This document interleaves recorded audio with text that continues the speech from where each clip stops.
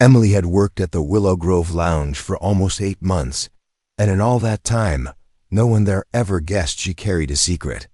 She walked through the place every evening with a small, calm smile, balancing trays of drinks and plates of expensive food. The members-only lounge was known for its wealthy guests, elegant furniture, and soft live piano music. But to Emily, it was simply a job she needed to pay the bills. Most people saw her as the quiet girl who moved from table to table without making a sound. They never imagined there was anything more to her. And she never tried to show them.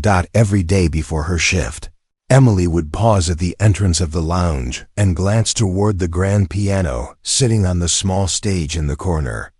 The glossy black instrument always looked like it was waiting for someone to bring it to life. Sometimes, when no one else was around, she would imagine herself sitting on its bench, letting her fingers flow across the keys the way she used to when her life was simpler. Playing the piano had once been her biggest joy, but now it was something she kept locked inside her heart. Emily had been raised in a small town, where her mother worked long hours and money was always tight. But they had an old upright piano they inherited from an aunt. It was scratched, a little out of tune, and missing a wheel on one leg, but to Emily, it was a treasure. She spent hours teaching herself to play, using free online lessons and picking up melodies by ear. Soon she was performing at school events and small community gatherings. People admired her talent, but life changed when her mother fell ill. Emily had to drop her dreams of music school and find work to support them. The piano stayed behind when they moved to the city, too heavy and too expensive to bring along. Now in the lounge, she kept her passion private. It felt safer that way. She didn't want to think about what she had lost, so she kept her head down, did her work, and stayed quiet. The guests rarely looked at her for more than a moment. They were busy with their business meetings, fancy dinners, and conversations about vacations and investments. Emily felt invisible most of the time, and she learned to accept it. Still, every time the lounge's regular pianist played, Emily felt something inside her stir. She knew the pieces by heart, could predict every note, every dramatic pause. Sometimes the pianist made mistakes, and Emily's fingers twitched at her side, as if wishing they could correct the melody. But she remained silent. No one there knew she could play better than most of the musicians they hired. No one knew about the competitions she once won, or the glowing comments her teachers had written on her reports. To everyone around her, she was just a server in a simple uniform, blending into the background, yet her talent was still alive. Every night when Emily went home, she opened a small worn music book she kept in her bag. It was the only thing she saved from her old piano days. She would run her fingers over the printed notes as if touching the keys again. Sometimes she tapped melodies softly on her kitchen table, imagining the sound. She dreamed of a moment, any moment, when she might play again for real. She didn't know if such a chance would ever come. The world felt too busy, too loud, too focused on everything except the quiet dreams of people like her. But still, she hoped. Even without an audience, even without cheering crowds or bright lights, Emily carried her music inside her like a small flame. It flickered quietly, waiting for the right moment to shine. And although no one in the exclusive lounge suspected it, the quiet waitress clearing their tables held a talent powerful enough to stop them in their tracks, if only she ever dared to reveal it. The night that changed everything began quietly, just like any other at the Willow Grove Lounge. Emily arrived early, tying her apron and brushing back a loose strand of hair as she stepped into the softly lit dining room. The chandeliers glowed with warm light, the tables were neatly set, and the air carried the faint scent of roasted herbs from the kitchen.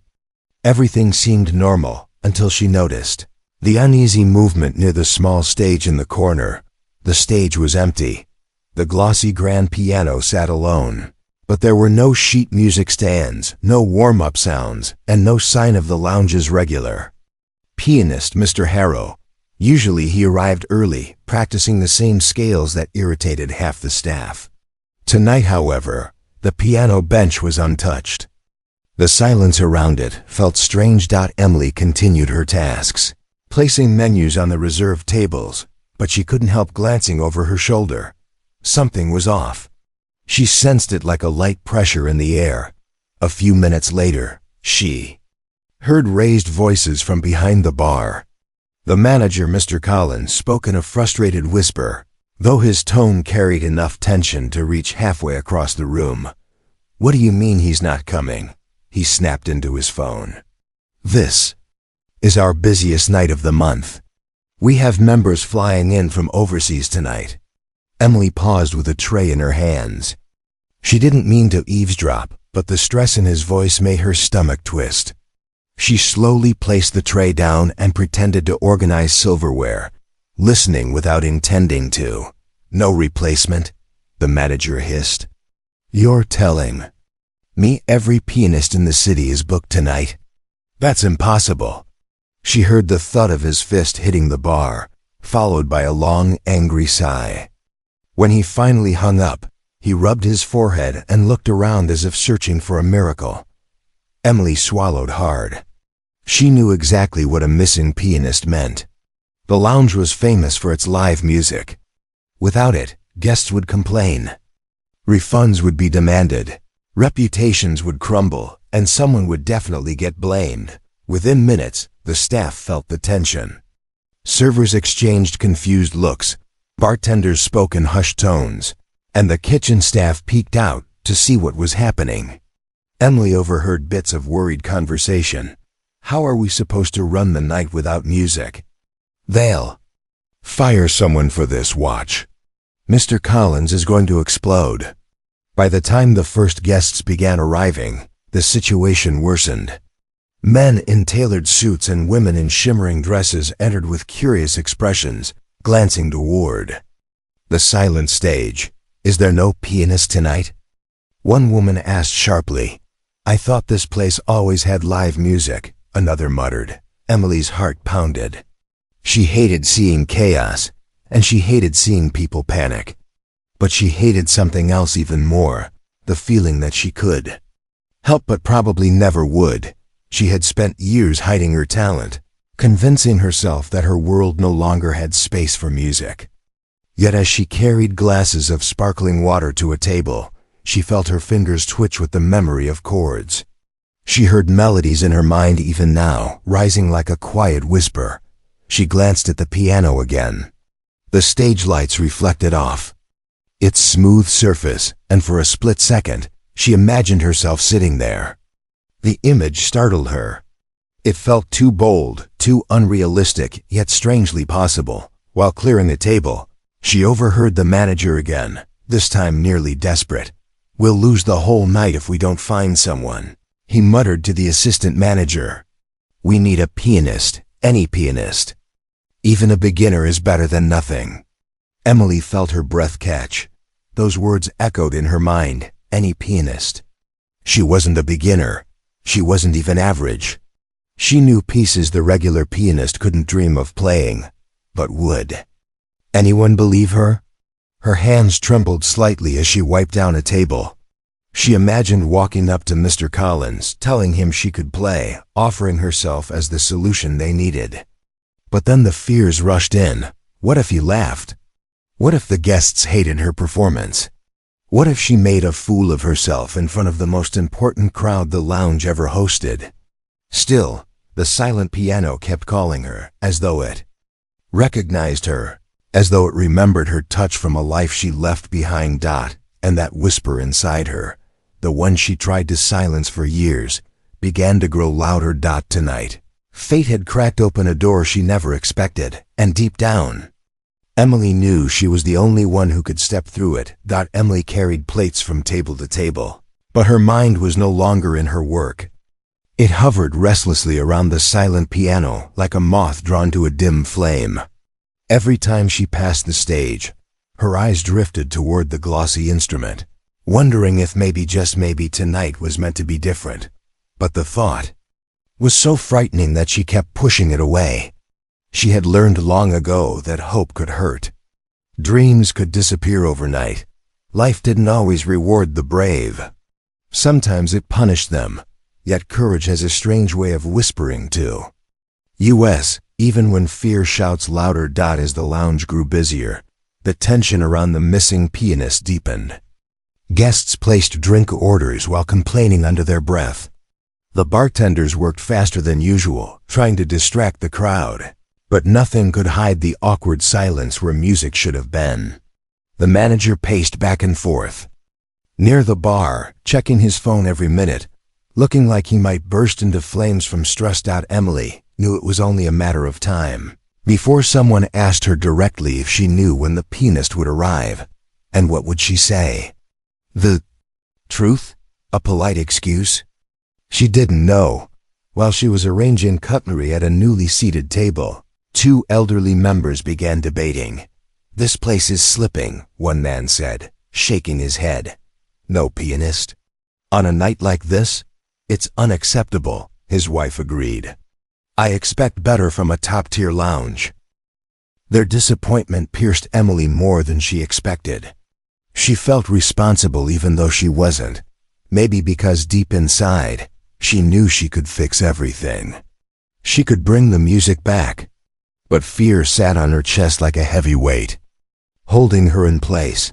On her way back to the bar, she almost bumped into Lily, another waitress. "This night is a disaster," Lily whispered.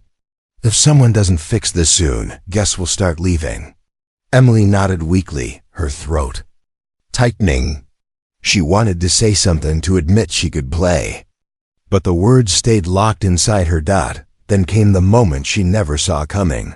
While Emily placed clean glasses on the counter, she heard the assistant manager whisper to Mr. Collins, "Maybe one of the staff knows someone who can play." The manager groaned. "If they did, don't you think they'd have said something by now?" Emily froze. Her heart pounded so hard she felt the pulse in her fingertips. She didn't turn around. She didn't breathe. She just stood there, holding a glass cloth, while a war raged inside her. "Tell him," one voice urged, full of hope. "Stay quiet," another voice warned, full of fear. She was afraid of failing, afraid of being judged, afraid of stepping into a spotlight she had abandoned long ago. But she was also afraid of regret, of watching the night collapse while knowing she could have saved it. She imagined going home that night and lying awake, replaying the moment she stayed silent. She imagined never touching a piano again, letting the music fade inside her until it became nothing but a memory. Her hands trembled. Her heart squeezed. Suddenly, a loud crash snapped her back to reality. A tray of glasses had slipped from a server's hands at the far end of the room. Everyone turned. The manager muttered something under his breath, rubbing his temples. Guests stared in irritation. The lounge was falling apart piece by piece. Something inside Emily cracked open. Before she could think twice, she wiped her hands on her apron and walked toward the bar. Her steps felt heavier than usual, as though each one pushed through layers of fear. But she didn't stop. For the first time in years, she walked with intention, not as a server, but as someone who carried a gift. She reached the manager, who didn't even look at her at first. He was too busy scanning the room anxiously. "Mr. Collins," Emily said softly. He blinked, barely noticing her. "Yes, what is it?" "Make it quick, we're drowning tonight." Emily took a small, shaky breath. I know how to play," she said. The manager stared at her, confused. "Play what?" She looked toward the grand piano, then back at him. "The piano," she whispered. "I can play it." For a moment, the world seemed to pause. The clinking glasses, the murmuring guests, the bustling servers, all of it faded around them. "You?" he said slowly, as if unsure he heard right. "You can play that piano?" Emily nodded, though her knees trembled. "Yes," she said. "If you want, I can help." The manager studied her face, searching for any sign of a joke. But Emily wasn't joking. She stood there, vulnerable and brave all at once, and though he didn't know it yet, this small, trembling confession was about to change everything. For a long moment, Mr. Collins simply stared at Emily, as if trying to decide whether she was brave or completely out of her mind. The noise of the lounge faded behind them, replaced by a thick, heavy silence. Emily stood with her hands folded nervously, feeling exposed in a way she never had before. She wasn't holding a tray or a menu. She wasn't hiding behind her quiet routines. She was asking to be seen, truly seen, and that was terrifying. "Emily," the manager finally said, lowering his voice, "this is an exclusive lounge. Our members expect perfection. This isn't a place for beginners." She swallowed. "I'm not a beginner." His eyebrows lifted in surprise. He looked at her differently, now not as a server, but as a possibility he wasn't sure he trusted. The assistant manager stepped closer. "Do you actually know classical pieces?" he asked sharply. "Or just simple songs?" "I know real pieces," she said softly, "complicated ones." The men exchanged doubtful looks. To them, Emily was the quiet girl who cleared plates. How could someone like her command a grand piano? How could she meet the expectations of a wealthy, demanding crowd? But desperation has a way of bending disbelief. Mr. Collins pinched the bridge of his nose. "We have 15 minutes before members start complaining," he muttered. 15 minutes until the night collapses. He looked at her again. "Fine, one song. During the next break in service. If you can't handle it, you stop immediately. And you do not embarrass the lounge. Understand?" Emily nodded, though her heart was hammering against her ribs. "I understand." "Good," he said, waving her away. "Go, prepare yourself or something." Prepare herself. She didn't even have time to breathe. As she walked toward the staff hallway, she felt her legs shaking with each step. Was she doing the right thing? Was she about to ruin everything? Lily grabbed her arm the moment she passed. "What did you just tell him?" she whispered urgently. Emily hesitated. Then she said the truth. "I told him I can play." Lily's eyes widened. "You, piano? Since when?" Emily shrugged nervously. "Since always." Lily stared at her, torn between shock and curiosity. Then her expression softened. "Emily, if you can really do this, then do it. I've never seen you look this scared and this brave at the same time." Those words warmed something inside her. She hadn't realized how tightly she was holding her breath. "Thanks," Emily whispered, even though she wasn't sure if she meant it for Lily or for herself. She slipped into the break room and leaned against the wall, trying to calm her heartbeat. She closed her eyes and imagined the old upright piano back in her hometown. The chipped wood, the worn keys, the quiet afternoons when she played simply because she loved it. Her fingers remembered even if she doubted herself. "You can do this," she whispered to the empty room. A server burst inside to grab clean napkins, startling her. "They're waiting for you," he said. "Manager says go to the stage." Emily steadied her breathing, smoothed her apron, and stepped back into the lounge. The entire room felt sharper, now the lights brighter, the voices louder, the silence around the piano deeper. Every head didn't turn toward her, but she felt like they did. She walked slowly, trying not to trip, praying her hands wouldn't shake when they touched the keys. Some guests noticed her heading toward the stage. Two women exchanged confused looks. A man with a gold watch whispered something to his friend, eyebrows raised. Emily reached the piano and placed her hand on its smooth surface. It felt cool, alive, familiar in a way that broke her heart, and healed it at the same time. The manager stood nearby, arms crossed tightly. "Remember," he said quietly, "one song. If it goes wrong, you stop." She nodded. She lowered herself onto the bench, feeling the cushion sink slightly beneath her weight. The room seemed to shrink until it was just her and the piano, two old friends, meeting again after years apart. Her hands hovered above the keys. Her breath trembled. But when her fingers touched, the first note soft, delicate, precise, everything else faded away. The room stilled. Conversation paused. Glasses stopped mid-air. The exclusive crowd, used to perfection and performance, suddenly forgot to judge, because the quiet waitress had begun to play, and from the very first note, they had no idea what was coming. The first note slipped into the room like a soft whisper, almost too gentle to notice. But something about its purity made the nearest guests turn their heads. Then the second note followed, clearer, steadier, and within moments, a delicate ribbon of music flowed from the grand piano, wrapping itself around every corner of the lounge. Emily didn't see the crowd react. She didn't see the raised eyebrows, the widening eyes, or the confused expressions turning into stunned silence. She saw only the keys beneath her fingers. Her heartbeat softened, slowing to match the rhythm she created. The fear that had tied itself around her chest loosened with each measure. The world no longer pressed against her, now it welcomed her. She began with a soft, classical piece she had learned when she was 13, one that always made her feel safe. Her fingers moved lightly at first, testing the waters, but as the melody unfolded, confidence rose inside her like warm sunlight. She remembered every note, every pause, every moment of breath the music required. It felt as natural as speaking, but to the crowd, it felt like witnessing something impossible. A young couple nearest the stage stopped talking mid-sentence.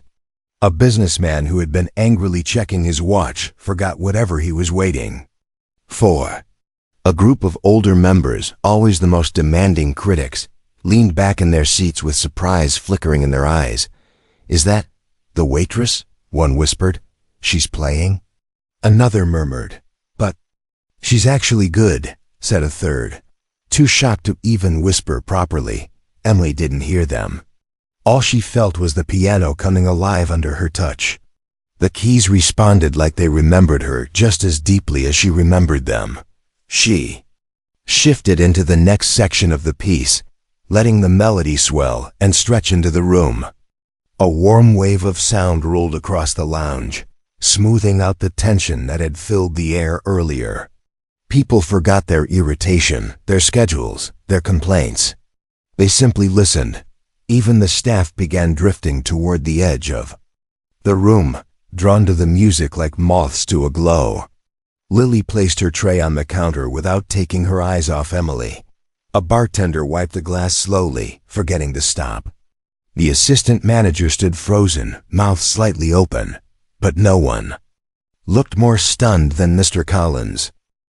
He stood with his arms hanging loosely at his sides, the stress lines on his face softening as he listened. The expression he wore wasn't just relief, it was disbelief, admiration, and something like guilt for ever assuming she couldn't do it. Emily moved into the emotional heart of the piece. Her fingers danced through the high notes, then dropped into deeper tones filled with a quiet longing. It was as if she was telling a story not with words, but with feelings she had carried. For years the crowd felt it. The music spoke of dreams lost, dreams hidden, dreams returning. It felt like honesty, like vulnerability, like beauty blooming in a place that had forgotten how to feel. A warmth spread across the room, and several guests leaned forward subconsciously, their breathing matching the rise and fall of the melody. One woman placed her hand on her chest, moved in a way she couldn't explain. The music built to a gentle crescendo. Emily lifted her chin slightly, her hair falling behind her shoulders as she poured everything she had into the final measures. The notes shimmered like light scattering on water. Then, with one last soft chord, she ended the piece. Silence.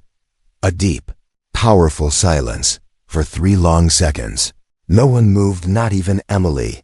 She kept her hands on the keys, afraid to look up, afraid she had imagined everything. Her heart pounded inside her chest. Then the silence. Crack. A single clap echoed from the back of the room. Then another. Suddenly, The entire lounge erupted into applause so thunderous that Emily jumped in surprise. People stood from their chairs, cheering, whistling, calling out to her as if she were a star headlining a concert. Emily lifted her gaze slowly, stunned. Her eyes widened as she saw the crowd, on their feet, applauding with genuine admiration, joy, and awe. Her breath caught. They weren't just impressed. They were amazed. And in the middle of the applause, she saw Mr. Collins step forward, his expression completely transformed. Shock, pride, and newfound respect shone in his eyes. Emily had walked to the piano as an invisible waitress, but she was leaving this moment as something entirely different. The applause washed over Emily like a warm wave she never expected. It felt unreal, too bright, too loud, too full of feeling. For a moment, she wondered if she was dreaming. She stood from the piano bench slowly, almost afraid that if she moved too quickly, the moment would disappear like mist. Her hands were still trembling when she stepped back, unsure whether to bow or simply return to her work. She had never performed in a place so elegant, never in front of people so wealthy and demanding. She didn't know the rules here. She didn't know how someone like her was supposed to behave in front of people who lived lives far beyond her own. But the crowd didn't wait for her to figure it out. A man in a tailored navy suit stepped closer and said loudly, "In all my years coming here, I've never heard anything so beautiful." A woman beside him nodded eagerly. "Where did you learn to play like that?" Emily felt heat spread across her cheeks. The attention was overwhelming. She opened her mouth to answer, but her voice wouldn't come out. Before she could try again, Mr. Collins hurried forward, clearing his throat as if he needed to take control of the situation. "Ladies and gentlemen," he announced, "it seems our very own staff has been hiding a remarkable talent." The crowd laughed softly, but not unkindly. Emily felt her heart jump. Never had she imagined the manager praising her in front of so many people. Mr. Collins turned to her, his stiff, formal expression melting into something gentler. "Emily, that was extraordinary." The assistant manager, who had doubted her more than anyone, stepped up beside him. "You just saved the night," he admitted quietly, almost grudgingly, but with respect. Emily didn't know what to say. She simply nodded, her eyes stinging slightly. She blinked quickly before tears could form, but the crowd wasn't finished. "Play another," someone called out. "Yes, please, one more." Another voice added. More guests joined in, clapping again, urging her to return to the piano. The energy in the room buzzed with excitement, completely different from the tense atmosphere earlier. Emily stared at the keys, then at the waiting faces. A part of her longed to sit down again, to let the music carry her away. But another part of her hesitated. She wasn't used to this kind of spotlight.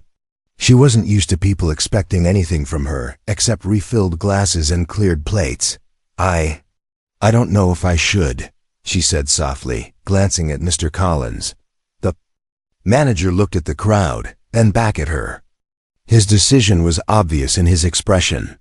"You absolutely should," surprising even himself. "If you're comfortable." She took a slow breath. Comfortable wasn't the right word. Terrified wasn't right either. She felt caught between fear and joy, between the life she had lived and the one she had suddenly stepped into. Finally, she nodded. The crowd cheered softly as she returned to the bench. She placed her fingers on the keys again, feeling them settle into familiar positions. For her second piece, she chose something more emotional, something she had practiced in secret for years.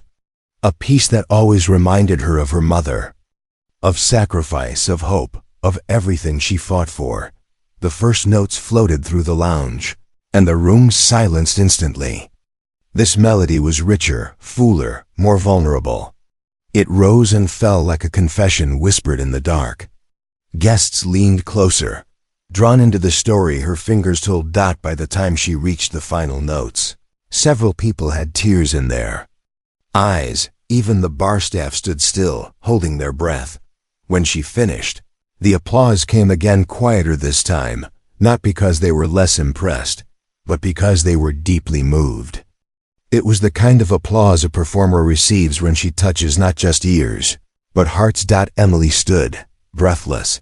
This time when the manager approached her, he didn't just look impressed, he looked changed. "Emily," he said softly, "I think we need to have a conversation about your future here." She didn't know what he meant, but the seriousness in his eyes made her heart flutter with a strange, powerful hope.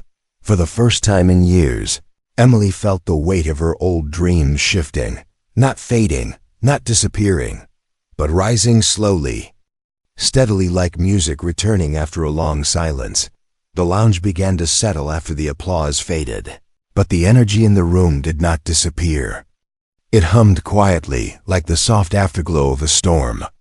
Guests returned to their seats, though many kept glancing toward the piano as if expecting Emily to rise again and flood the room with music. Some whispered to each other, others typed excitedly on their phones, sharing what they had just witnessed. It wasn't every night that a hidden talent appeared in such an unexpected place. Emily stepped away from the piano, feeling lighter and heavier at the same time. Her chest was warm with relief, yet her legs still trembled slightly from the adrenaline. She wasn't sure where to stand, where to walk, or how to return to being simply a waitress after what had just happened. As she reached the side of the stage, Lily rushed toward her with wide eyes and an open mouth. "Emily, that was, oh my God, that was incredible," she whispered loudly, grabbing Emily's hands. "You didn't tell me you were basically a musical genius." Emily laughed shakily. "I'm not a genius. I just played." "No," Lily said firmly, "you didn't just play. You changed the entire room." Before Emily could respond, a group of guests approached. They were smiling, curious, full of warmth she had never seen directed at her before. "Where did you train?" One woman asked. "Do you perform professionally?" Another asked quickly, "Do you have recordings online?" A younger man added. Emily blinked, overwhelmed. Their questions spun around her like leaves in the wind. She wasn't used to anyone wanting to know anything about her, let alone her music. For so long, she had lived in silence, moving between tables, fading into the background. And now, suddenly, strangers were leaning toward her as if she held something rare and breathtaking. "I didn't train formally," she said quietly. "I learned on my own." Gasps rippled through the small group. "Self-taught?" One man repeated, stunned. "Then you're even more remarkable." Emily felt her face warm again. She wasn't used to hearing praise that felt so genuine. Each kind word touched her like a gentle hand on her shoulder, reminding her she wasn't invisible. The assistant manager stepped in politely. "If you'll excuse her for a moment," he said, guiding the guests back to their seats. "We still have a busy night ahead." Emily exhaled with relief as they stepped away. But relief didn't last long, because Mr. Collins approached her next. He looked different now. Not like the stressed, irritated boss she was used to.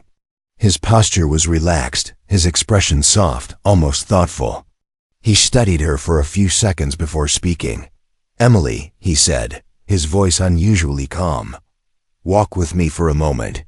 Her stomach tightened with nerves, but she followed him toward a quiet corner of the lounge, away from the noise of the crowd. He folded his arms, as though organizing his thoughts before sharing them. "You've surprised me tonight," he began. "I didn't expect this, any of it." "I didn't expect it either," she admitted. He nodded slowly. "Well, whatever your reasons for hiding this talent, I think you should reconsider doing so." Emily's breath caught. "Sir?" "Listen," he continued, lowering his voice. "We've been searching for ways to elevate the lounge's experience. And you've brought something special, something real. And honestly, something unforgettable." She stared at him, shocked. For months, she thought he barely noticed her presence, unless she made a mistake. Now he spoke to her like she mattered, like she had value beyond her apron and tray. "What are you saying?" She whispered. "I'm saying," he replied, choosing his words carefully, "that if you're willing, I'd like you to perform here regularly. Not as a replacement for tonight, but as part of the lounge's identity." Emily froze. "Perform here regularly?" Her breath hitched, her heart thudded painfully. "Me? Perform?" she said, hardly believing it. "Yes," he said firmly. "You have a gift, Emily, and I think it's time the world saw it." His words echoed in her mind, reshaping everything she thought she knew about her life. All the years she spent hiding. All the fear she carried. All the music she locked away. Now, someone was offering her a chance, a real chance, to let her dreams breathe again. I don't know what to say," she whispered. "Say you'll think about it," he said gently. She nodded, tears gathering at the corners of her eyes. "I will." As he walked away, Emily stood alone near the piano, her emotions swirling. She felt small and powerful at the same time. The world hadn't changed, not really, but something inside her had done something big. Something hopeful. Something she had thought she lost forever. Tonight wasn't just a performance. It was a beginning. Emily stood beside the piano long after Mr. Collins walked away, feeling the cool wood beneath her fingertips. The applause had faded, the guests had returned to their meals and conversations, but inside her heart, the night was still alive and trembling. It felt like every second carried a new question, a new possibility, a new version of who she could be. She looked around the lounge at the glowing chandeliers, the polished tables, the well-dressed members who moments earlier had treated her like a performer instead of a server. It all felt strange, dreamlike. The line between her old life and the one she had just stepped into felt so thin she was afraid she might accidentally fall back into the shadows. "Emily," Lily whispered as she hurried over, "you need to take a break. You look like you're floating and fainting at the same time." Emily laughed softly, wiping the corners of her eyes before tears could fall. "I think I'm still trying to believe all of this happened." "It did," Lily said firmly. "And you earned every second of it." She guided Emily toward the staff hallway, but before they reached it, an elderly woman sitting near the front stopped them with a gentle gesture. "Dear," the woman said, adjusting her pearl necklace, "I want to thank you. Your music reminded me of my late husband. He loved classical pieces. Tonight, hearing you, it felt like he was here again." Her voice cracked on the last words. Emily's throat tightened. She didn't know what to say, so she simply placed a hand over her heart and bowed her head slightly. The woman smiled gratefully and returned to her table. As Emily walked away, she realized something important. Her music had not just impressed people, it had touched them, and that meant more to her than applause ever could. In the break room, Emily sat on the small sofa, her hands still shaking.